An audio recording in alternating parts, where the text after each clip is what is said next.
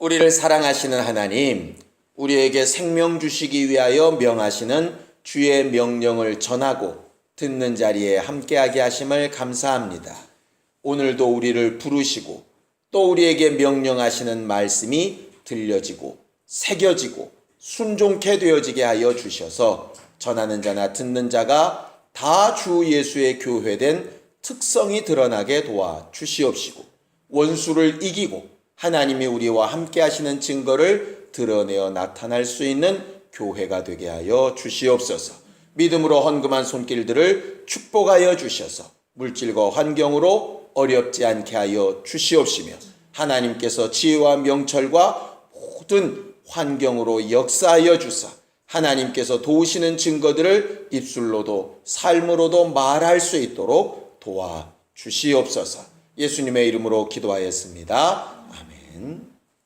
하나님의 말씀은 누가복음 9장 1절부터 6절까지 말씀을 함께 같이 합독하겠습니다. 누가복음 9장 1절부터 6절까지 말씀을 함께 같이 합독하겠습니다.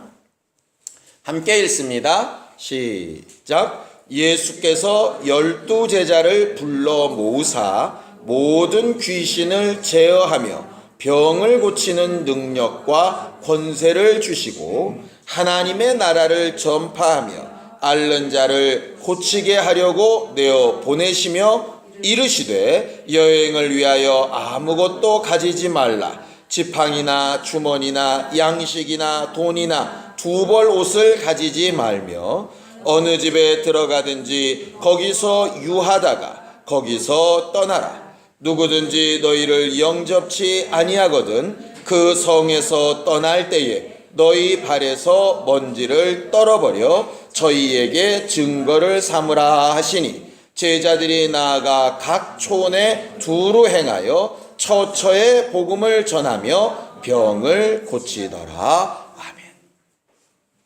우리 하나님은 명령자가 되시는 하나님이십니다.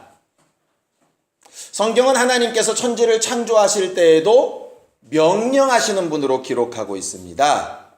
빛이 있으면 참 좋겠는데 이렇게 말씀하신 게 아니고 빛이 좀 있어줬으면 좋겠다라고 부탁하신 것도 아니고 빛이 있으라 라고 명령하신 하나님이십니다.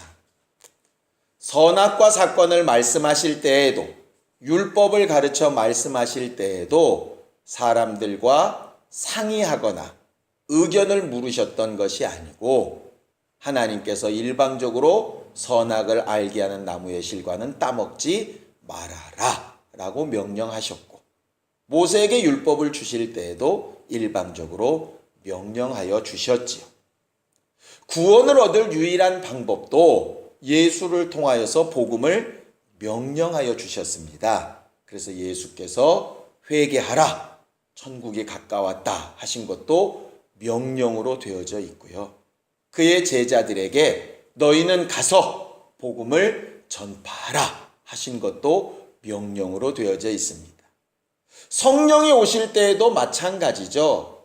내 생각에는 너희가 성령이 오실 때까지 안 떠났으면 좋겠다가 아니라 성령이 잎 피우기까지 이 성을 떠나지 말고 기다리라 라고 명령하셨고 내가 다시 오겠다 라고 하는 것도 명령으로 해 놓으셨습니다. 간혹 사람들은 하나님께서 이렇게 일방적으로 명령하셨다는 것에 대해서 상당히 좀 불쾌감을 드러내기도 합니다. 그런데 실제로 자기가 너무너무 신뢰하는 사람, 자기와 관계가 너무 좋은 사람의 명령은 실제로는 잘 받아들이거든요. 그러니까는 명령 자체가 기분 나쁘기보다는 그 명령하는 자와의 관계가 실상은 더 문제인 것이죠. 성경은 처음부터 하나님과 우리의 관계를 하나님의 소유, 하나님이 책임지시는 자들, 하나님의 사랑받는 자들, 태초 이전부터 하나님께서 특별한 존재를 삼으신 인간들, 영적 존재들 그렇게 말씀하셔서 그 명령이 다른 것이 아니라 우리를 위하여 생명 주시고 복을 주시려 하는 목적이었다는 것을 너무 분명하게 밝혀놓고 있습니다. 그래서 우리가 하나님의 말씀을 대할 때에 그 명령이 고깝게 들리지 않다면 그 사람은 신앙생활을 잘하고 있는 것이고, 하나님의 명령이 그렇다라고 인정이 된다면 정말 하나님과의 관계가 옳게 잘 유지되고 있다고 봐야 하겠지요. 결과적으로 신앙생활을 잘하고 있는지 아닌지를 자기 안에서 잘 돌아보려면 하나님의 명령이 정말 수긍이 되고 있는지, 아니면 왜 꼭 그렇게 해야 돼? 이렇게 반항이 되고 있는지에 따라서 분명히 차이가 날 수 있을 것이라고 생각합니다. 우리는 어쨌든 예수의 은혜로 구속함을 얻은 이후에 하나님과의 관계가 온전해져서 하나님의 명령이 정말 부드럽게 들려지는, 우리를 향한 정말 사랑의 고백으로 들려지는 그런 신령한 교회들이 되기를 예수님의 이름으로 축원합니다. 성경은 예수께서 아버지의 명령을 그렇게 받으셨다라고 기록하고 있어요. 자, 성경을 좀 볼까요? 요한복음 12장 49절에서 50절입니다. 요한복음 12장 49절에서 50절입니다. 함께 읽습니다. 신약성경 169페이지입니다. 함께 읽죠. 시작. 내가 내 자의로 말한 것이 아니요 나를 보내신 아버지께서 나의 말할 것과 이를 것을 친히 명령하여 주셨으니 나는 그의 명령이 영생인 줄 아노라. 그러므로 나의 이르는 것은 내 아버지께서 내게 말씀하신 그대로 이르노라 하시니라 그러셨죠.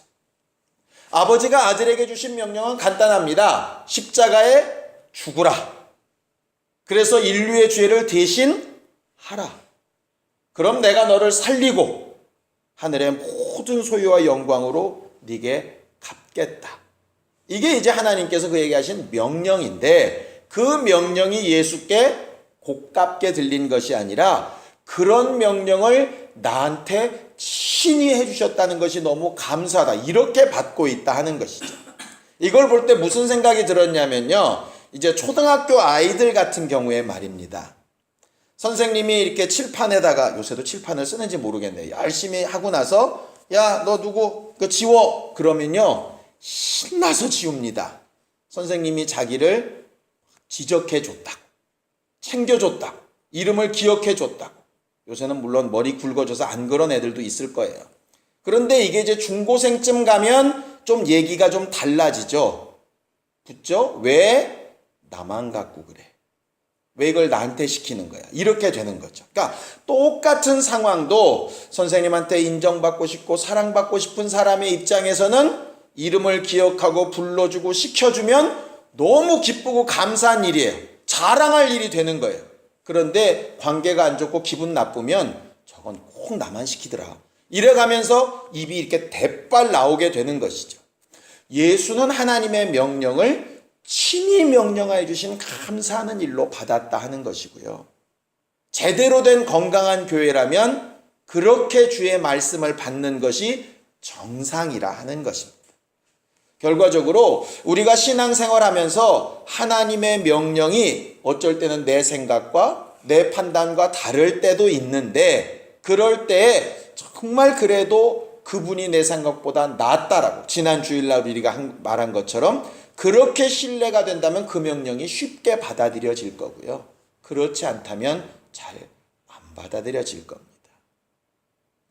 어쨌든 그런 의미에서 우리는 하나님과의 관계를 굉장히 잘 해야 될 필요가 있는 거예요.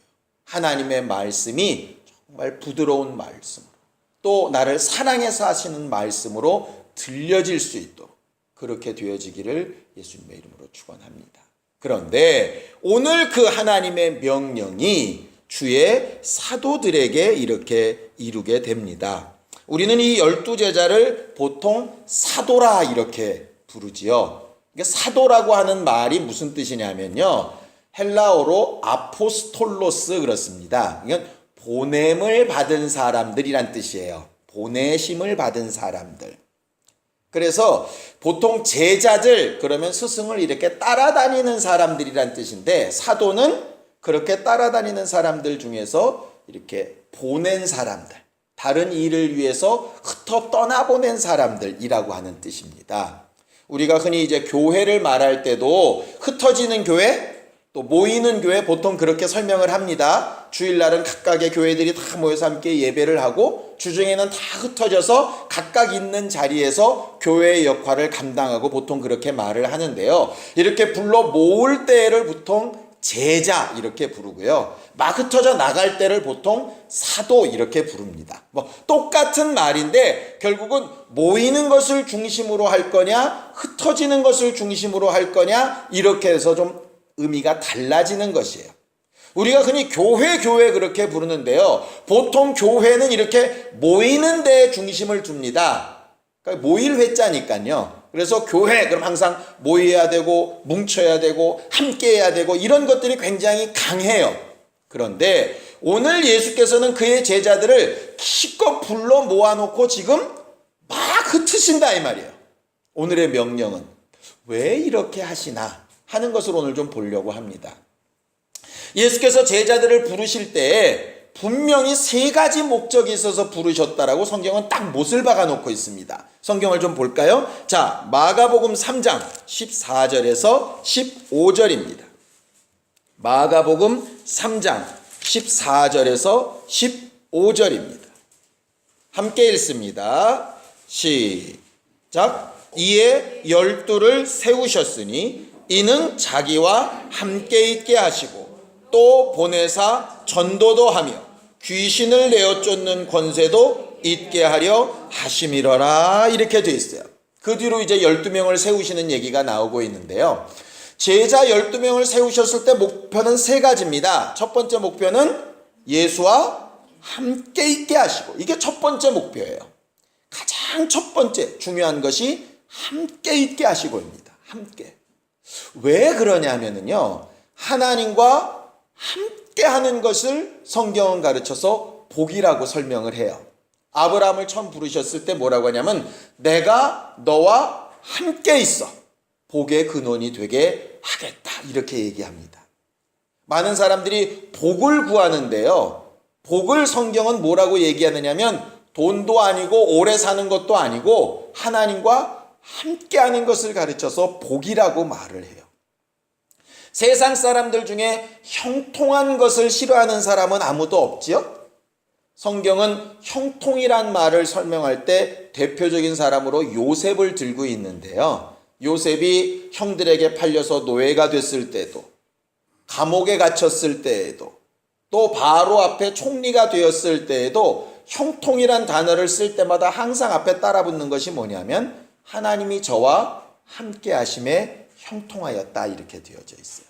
그러니까 우리가 바라고 소망하는 형통도 결국 하나님과 함께 하는 겁니다.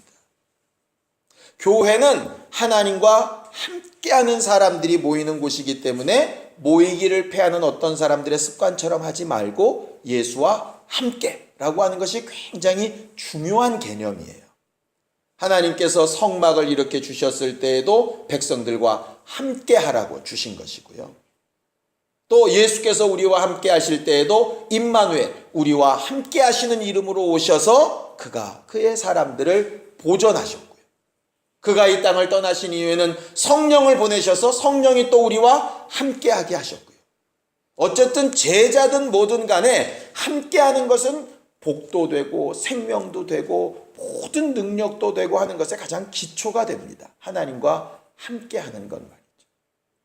지난주에 어떤 목사님의 글을 읽었는데 우리는 보통 거룩하다, 거룩하지 않다라고 하는 것을 저 사람이 얼마나 착하게 사냐, 거짓말 안 하냐, 얼마나 좀 예배 잘 나오냐 이런 걸로 이제 보통 구분을 하는데 성경이 가르치는 거룩의 기준은 하나님과의 거리에 따라 달라진다 이렇게 이제 써 있더라고요. 근데 그게 마음에 이렇게 좀 확 와닿았어요. 실제로 이제 거룩하다라고 원래 하는 것을 우리는 구별되다 이렇게 부르지 않습니까? 근데 실제로 구별되다란 뜻이 있는 게 아니고요. 하나님의 것으로 구별되다가 원래 거룩입니다. 그러니까 하나님의 것이 되다 하는 얘기는 뭐냐면 이런 거예요. 금송아지를 막 만들어가지고 난리가 났을 때 모세가 내려와서 여호와의 편에 선 자들 나와라 이렇게 얘기하거든요. 그러니까 거룩한 사람 나와라 이쪽이에요. 그러니까 하나님에 가까운 사람들이 이쪽으로 나오고 하나님과 먼 사람들 저쪽으로 가라. 결국 이 내용입니다. 그게 딱 구분됐을 때 하나님의 편에 선 자 거룩한 사람, 하나님과 먼 사람 거룩하지 않은 사람 이런 얘기예요. 그러니까 예수께서 오셔서 바리새인들과 서기관들과 제사장들은 하나님 앞에 예배도 잘하고 하루에 3번씩 기도 시간도 안 어기고 일주일에 몇 번씩 금식 기도도 하고 11조도 그냥 가루 한 알까지 다 하고 엄청나게 거룩하게 사는데 거룩하지 않다는 거예요. 왜? 마음이 하나님에게서 머니까. 근데 창기나 세리나 겉으로 보기에는 지저분해 보이고 문제가 많아 보이는데 이 사람들은 하나님과 가까이 있다는 거예요. 거룩하다는 얘기예요.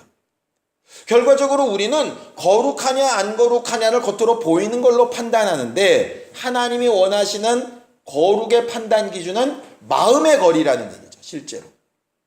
그래 놓고 봤더니요. 하나님과의 관계만 그런 건 아닌 것 같아요.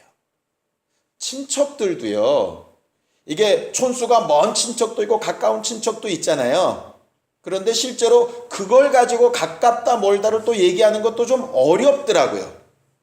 정말 어렵고 힘들 때 마음이 통하는 사람이 있고요. 아무리 형제라도 정말 어렵고 힘들면 말이 잘 안 나오는 사람도 있습니다. 결과적으로 마음의 거리가 있다는 얘기잖아요. 어떤 경우는 같이 살맛대고 사는 남편한테는 말을 못하는데 김 집사님한테는 이게 얘기가 되잖아요. 그건 몸은 여기가 가까워도 마음은 저쪽이 가까운 거잖아요.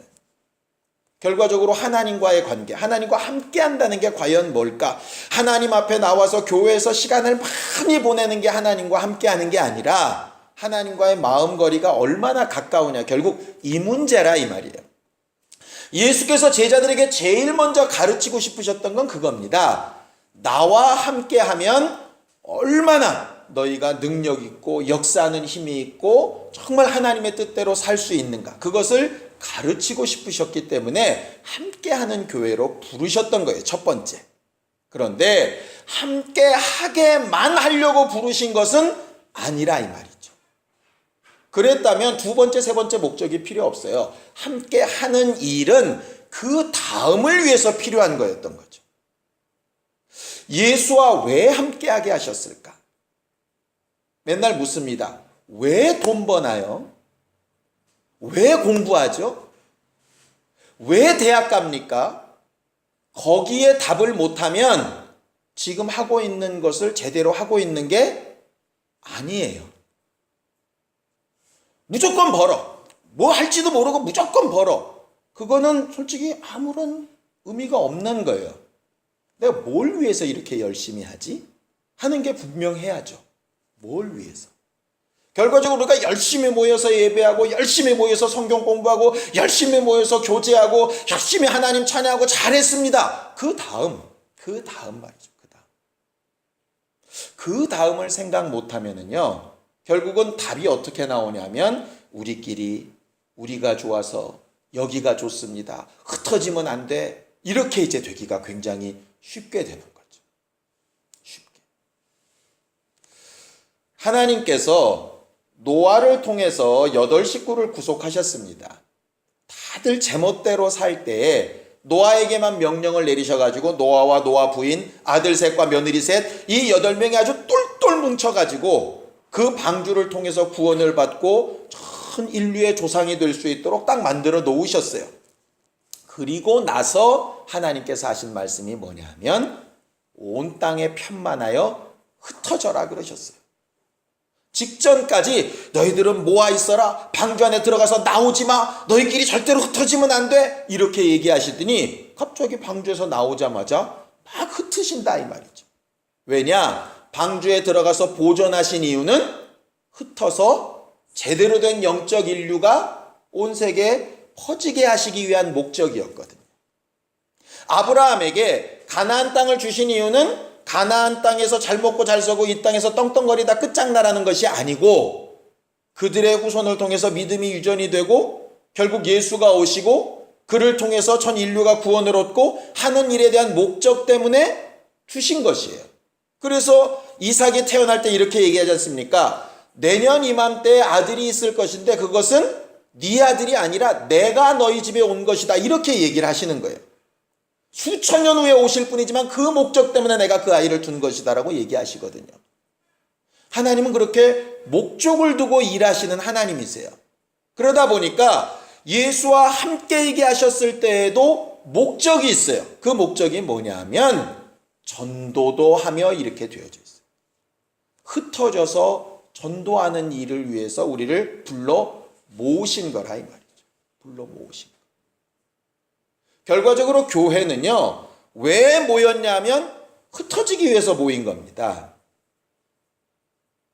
이거를 잘 이해하지 못하면은요, 교회답지 못한 교회가 되기가 십상이에요. 교회는 이 땅에 예수 믿는 사람들을 보호하시기 위한 보호막으로 만들어 놓으신 것이 교회가 아닙니다. 교회는 이 땅에 예수께서 오셔서 복음을 전하셨던 것처럼 우리를 통해서 그 복음을 전하기 위해서 두신 것이 교회예요. 나가서 복음을 전해야 되는데 우리의 힘 가지고 안 되니까 모여서 훈련도 받고 모여서 배우고 모여서 진짜 그렇다라고 믿음도 굳건히 해서 나가서 그렇게 할 수 있도록 하는 것이라 이 말이죠. 마치 대학 때 잘 배운 것을 가지고 사회에 나가서 그 지식을 써먹으려고 배우는 것이라 이 말이에요. 배우는 것으로 만족하는 게 아니고. 그런데 마치 신앙생활을 배운 것으로 만족하고 모여 있는 것으로 만족하고 하게 되면 예수께서 본래 부르셨던 목적과는 거리가 멀어진다 이 말이죠. 예수께서 제자들이 왜 필요하셨을까요? 나 이렇게 사람들이 모인다? 그렇게 하시려고요? 그렇다면 굳이 12제자가 필요 없어요. 그분 혼자서는 얼마든지 하실 수 있어요. 아니 떡만 띄어 먹이셔도 5,000명씩 모이는데 뭐가 걱정이에요? 그런데 왜 그 사람들을 다 놔두고 이 12명을 데리고 그 중에 또 하나는 또 실패해가지고 11명을 데리고 왜 그렇게 3년 동안 그렇게 하셨을까? 언젠가는 예수와 떨어져서 그들이 나가서 세상에 맞닥뜨려 살아야 되는데 맞닥뜨려 살 때에 예수와 함께 있는 것처럼 지금은 예수 있는 자리에 그들이 왔지만 그들이 있는 그 자리에 예수께서 함께 가시는 것을 제대로 체험하고 가서 역사할 수 있도록 하시기 위해서 하신 것이거든요. 그래서 베드로가 변화산상에서 주여 여기가 좋사오니 초막새 지읍시다 할 때 예수께서 대답도 안 해버리신 거예요. 그건 말도 안 되는 얘기니까. 예루살렘 교회가 그렇게 부흥이 됐다가 선지 사방으로 흩어졌던 이유도 그것 때문입니다. 수리아 안디옥 교회에서 바울과 바나바라고 하는 대단히 좋은 지도자들을 길러내가지고 그 교회에서 쓰지 않고 막 내보냈던 이유도 그것 때문이에요. 왜냐하면 복음은 모여서 훈련하고 배운 다음에 흩어져야 되는 게 정상적인 겁니다. 정상적인 거예요. 그래서 어떤 면으로 보면 지금 우리 교회가 되게 작지만 여기서 훈련되고 여기서 신앙생활 하던 사람들이 각각 나가서 개척을 하던 개척교회를 돕던 그렇게 흩어져 나가는 게 어떤 경우에는 가장 정상적인 모습입니다. 몇 명 되지도 않으면서 무슨 또 그런 소리를 하냐 그러면 할 말은 없는데요. 어쨌든 그게 진짜 목적이라는 거예요. 그러다가 보면 그 다음 얘기가 이해가 됩니다. 예수께서 제자들을 보내실 때 뭐라고 얘기하시죠? 전대 가져가지 마. 돈주머니 가져가지 말라는 얘기. 지갑 빼라는 얘기입니다. 지팡이 가져가지 마. 두 벌 옷도 가져가지 마. 신발도 가져가지 마. 먹을 것도 아니에요. 맨몸으로 그냥 가라는 건데 이게 도대체 왜 이렇게까지? 이왕 갈 거 돈도 좀 준비해 가고 옷도 좀 여분으로 가지고 가고 지팡이도 좀 해서 먼 길 갈 때 힘도 좀 덜 들고 얼마나 좋아. 복음 전하러 가는 사람이 꼬치해 가지고 옷 한 벌어도 입고 며칠씩 다니다가 보면 보는 사람도 부담스럽고 그 사람도 힘들고 왜 이렇게 어렵게 시키시지?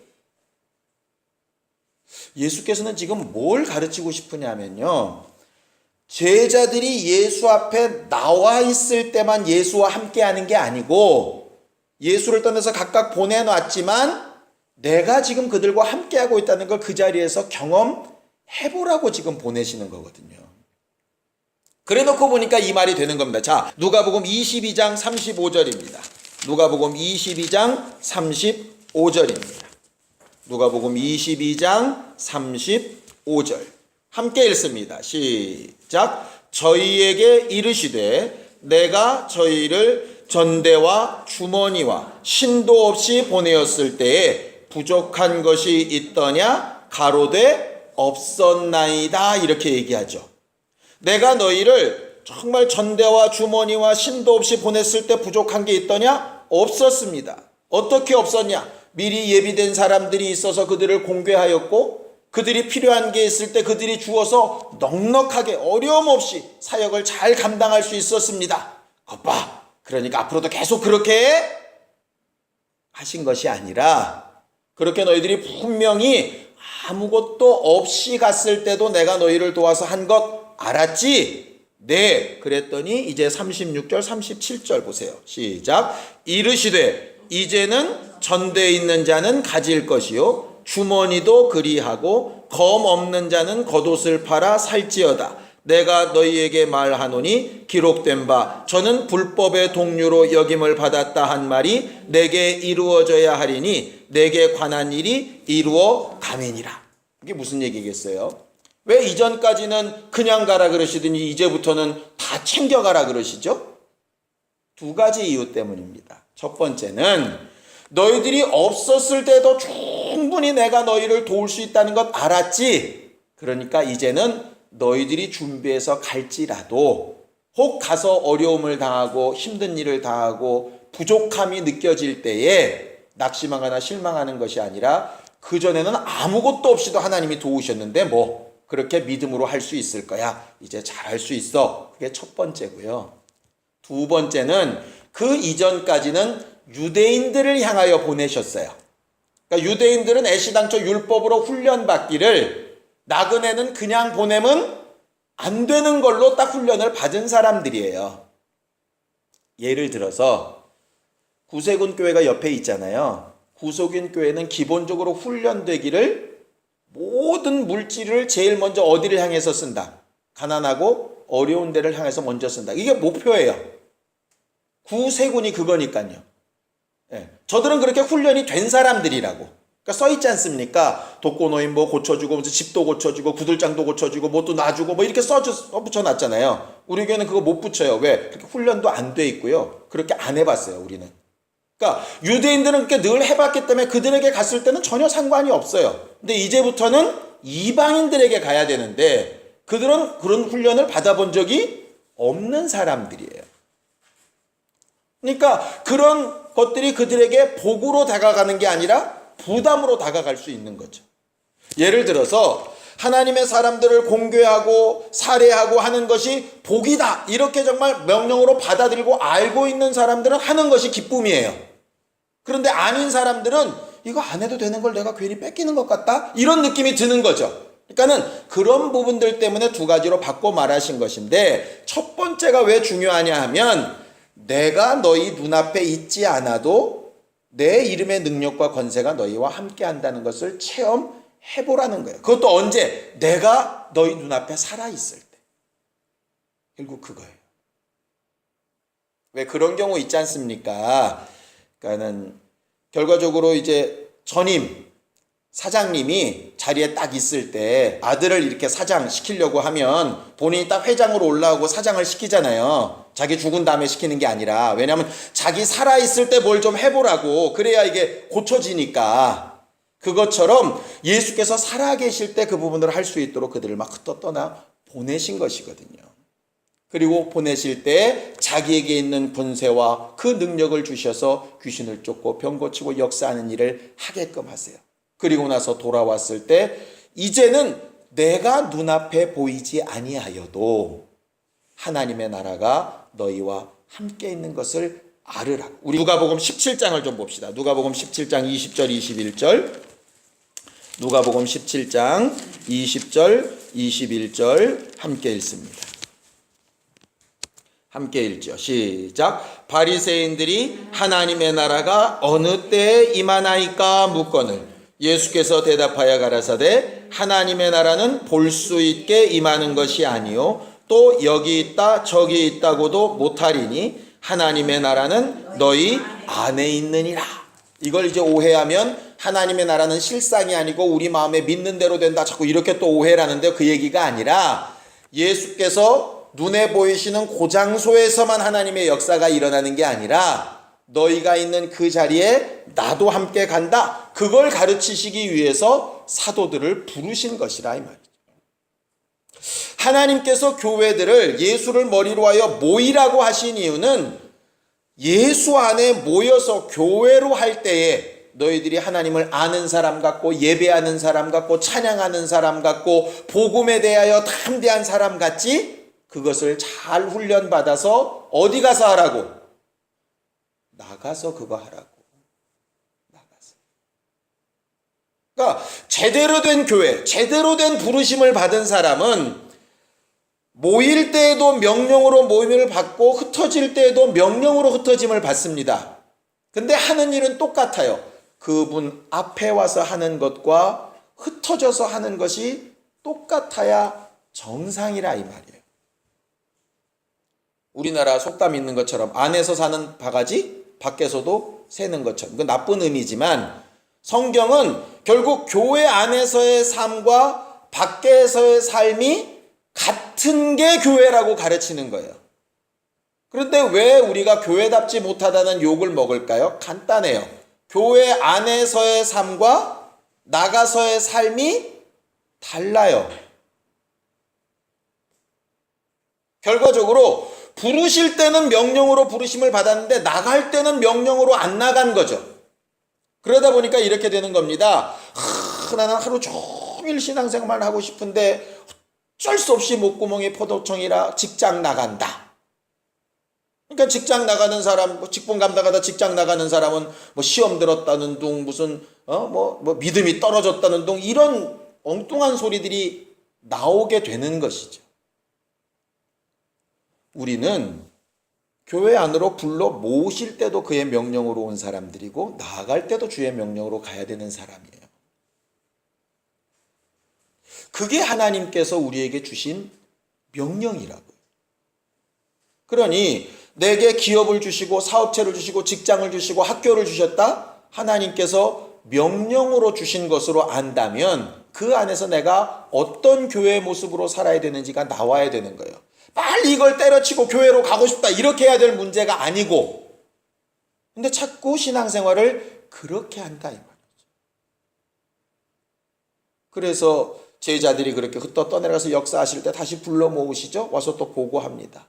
그들에게 또 다 격려하시고 위로하시고 또 흩어 떠내려 보내시고 또 다시 불러 모으십니다.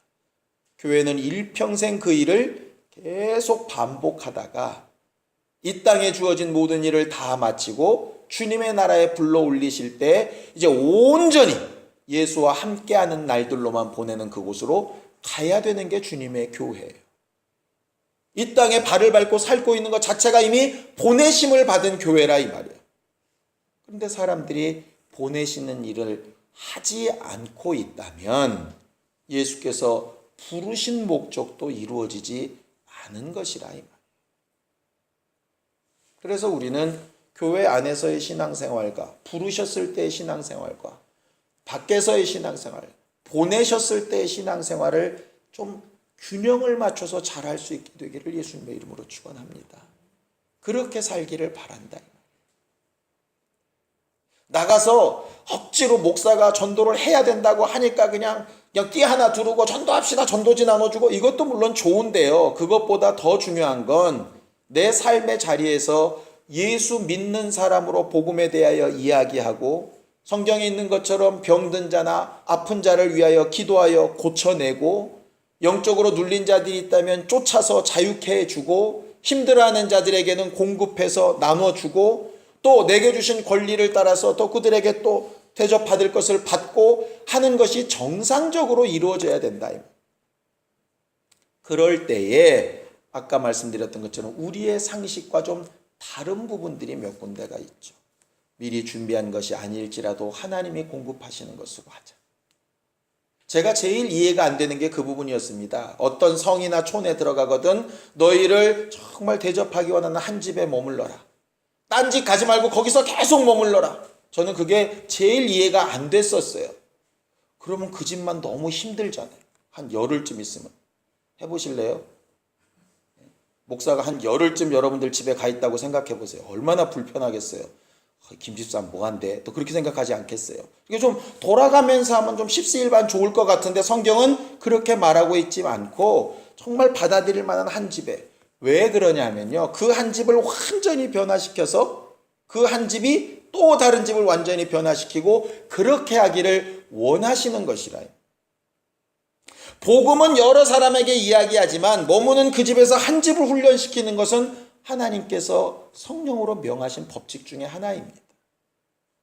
그러니 교회가 당연히 그렇게 해야죠. 나가서 복음도 전하고 또 이렇게 함께 있는 자들은 1대1로라도 양육을 해서 주님의 교회를 만들어내고 이것을 계속 반복하는 것이 교회이거든요. 그래서 그렇게 훈련된 자들은 또 나가서 역사를 하고 이것을 우리의 머릿속에 잘 넣어두고 있으면요. 예수께서 우리를 부르신 목적도 흩으시는 목적도 너무 분명해지게 됩니다. 여러분들이 일하는 그 자리가 마치 제자들을 보내신 그 자리가 되었으면 좋겠습니다.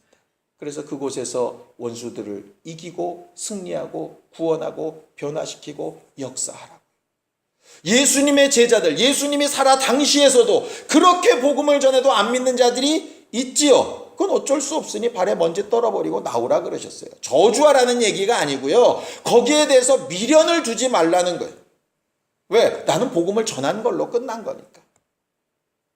그러나 그 다음에 또 가서 복음을 전해서 그가 또 믿을 수 있으니 또 전하죠. 그런데 안 믿는다 그래서 낙심할 건 없는 거예요. 우리가 하는 일을 해야 되는 일만 남은 것이죠. 결과적으로 우리 성도들이 그렇게 되었으면 좋겠어요. 나는 전도를 해도 안 되더라. 어쩔 수 없는 거예요. 그러나 하는 일은 우리가 해야 되는 거죠. 복음을 말하고 위로하는 일은 해야 되는 거예요. 우리를 불러 모으신 목적을 분명히 알고 우리를 보내시는 목적도 분명히 알아서 있는 그 자리, 그 환경, 그것이 사람들이 볼 때는 좋은 것, 나쁜 것 여러 가지 판단이 가능하겠지만 정말 하나님이 보내셨다는 명령 아래서 나는 그의 명령이 영생인 줄 안다 하신 예수의 말씀처럼 그렇게 신앙생활을 모일 때나 흩어질 때 잘할 수 있는 우리 모두가 되기를 예수님의 이름으로 축원합니다. 예수의 한 번으로 간절히 같이 기도할 때 우리가 부르심을 받은 것처럼 흩어지는 보내심도 받는 교회가 되게 하셔서 승리하는 우리 모두가 되게 하여 주시옵소서. 예수의 한 번 부르고 간절히 같이 기도하겠습니다. 거룩하신 하나님, 우리를 불러 모아 주 예수의 정말 은혜로 하나님의 자녀 삼으시고 교회가 되게 하여 주셨사오니 주 앞에 은혜를 받고 위로함을 얻으며 세임을 얻고 하나님의 자녀된 권세와 능력을 가진 사람들로 훈련받게 하여 주시옵시고 그 이후에 흩어져 나아가 세상에서 가정에서 직장에서 주변 환경 가운데서 주의 복음을 담대히 전하며 원수를 이기며 승리하며 주 예수께서 우리와 함께하고 계신 것을 나타내고 증거할 수 있는 담대한 사도들, 보내심을 받은 자들이 되게 도와주시옵소서. 성령이 이 일을 위하여 오셨사오니 함께하는 복과 형통함으로 우리와 함께 역사하여 주시옵시고 주님께서 우리를 부르시는 그날에 부끄러울 것이 없는 일꾼들이 되게 하여 주시옵소서. 내가 너희를 보내었을 때 부족함이 있더냐 물으시는 하나님 앞에 아무것도 없었다 고백했던 제자들처럼 우리의 주변과 환경에도 필요한 것을 공급하시고 도와주셔서 주의 복음을 말하며 주의 권능을 드러내기에 부끄럽지 아니하는 인생들이 되도록 우리와 함께 역사하여 주시옵소서. 하나님, 정말 모일 때의 기쁨과 감사가 흩어질 때에도 늘 유지되게 하여 주셔서 가는 곳곳마다 주 예수의 생명과 능력과 감사가 끊이지 아니한 우리 모두가 되게 도와주시옵소서. 이제는 우리 주 예수 그리스도의 은혜와 하나님 아버지의 극진하신 사랑과 성령님의 감동하시고 역사하시는 분명한 증거가 보내심을 받는 교회가 되기를 사모하는 모든 주의 사람들 위해 이제로부터 영원까지 함께 있을지어다. 아멘.